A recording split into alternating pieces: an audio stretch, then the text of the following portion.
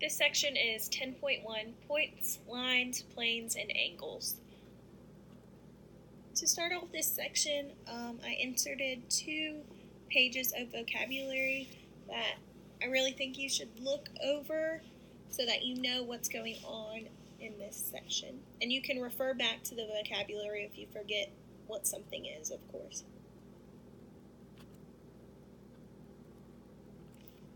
So we're going to start off with points, lines, and planes.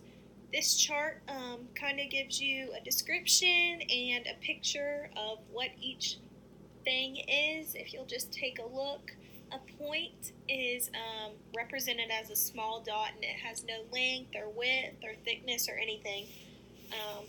And then a line is simply connecting 2 points. A line segment is ending. Now, just a line doesn't end. Now, if it has 2 points on the end, it's a line segment. A ray has 1 point and then a line that goes on from it that's never ending.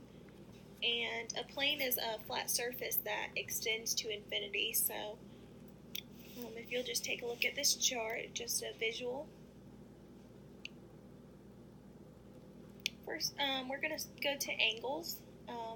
First off, an angle is formed by the union of 2 rays that have one common endpoint. One ray is called an initial side, and the other side is called the terminal.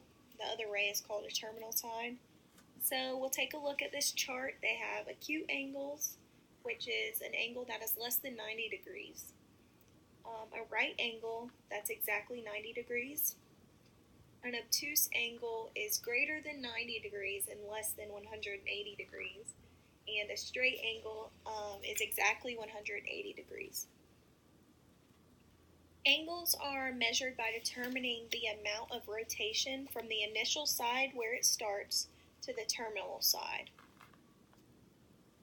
Think of the hour hand on a clock. From 12 noon to 12 midnight, the hour hand moves around in a complete circle.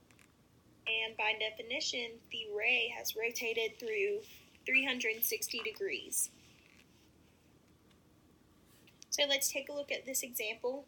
The hand of a clock moves from 12 to 2 o'clock. Through how many degrees does it move? So one complete rotation again is 360 degrees. And moving from 12 to 2 o'clock is 2 over 12. Which then reduces to 1 over 6 of a complete rotation. So the formula that you would use is you would put 1 over 6 and multiply that by 360. And then you would do 360 divided by 6, and it'll come out to 60 degrees. So from 12 to 2 o'clock, the hands have moved 60 degrees. You can also use a protractor to measure the degrees of an angle. We're going to go into complementary angles, which is 2 angles where the measures have a sum of 90 degrees. So if you'll take a look at this example, A and B together equal 90. Here's an example of complementary angles. They want you to find the angle of DBC. So if you'll take a look, we know that ABC equals 90 and ABD equals 62. So we have the 62 and we have the 90, but we don't have X. So we're going to use our 90 ABC and subtract ABD from that. So you'll do 90 minus 62, and that equals 28. So the angle of DBC equals 28 degrees.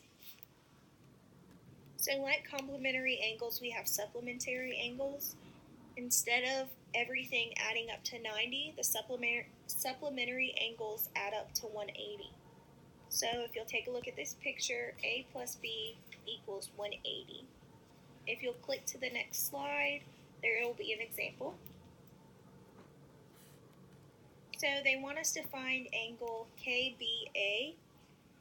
So we know that angle ABC equals 180, and we know that KBC equals 24. So we're going to take our 180 and we're going to subtract 24 from it. So 180 minus 24 is 156.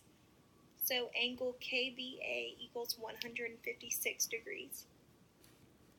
Now we're moving along into vertical angles. When two lines intersect, the opposite angles formed are called vertical angles. So in these examples, I really like them. In the letters example with the A's and B's, the A's are equal and the B's are equal. But in the number example, it's still showing that they're their own number, they're their own degree, but they can still be equal. So the 1 and the 3 would be equal and the 2 and the 4 would be equal. So here's an example of vertical angles. They want you to solve for x, y, and z, and we are given 65. So if you take your hand and cover up z and y, then you'll still see 65 degrees and x with a line through it. So that looks just like our supplementary angle, so we know that that's equal to 180. So first what we would need to do is find x, and you would just do 180 minus 65, and that'll give you your x, which equals 115. Now looking back at our vertical angles, we know that 65 and y are equal, and x and z are equal. So you would have x, which we just found, is 115. We know that x is equal to z, so z is 115 as well, and y is equal to 65, which was given to us. Looking back at some of the vocabulary, we're going to go through parallel lines. So parallel lines are lines that lie in the same plane and have no points in common. They don't touch. If two different lines in the same plane are not parallel, they have a single point in common, and they are called intersecting lines.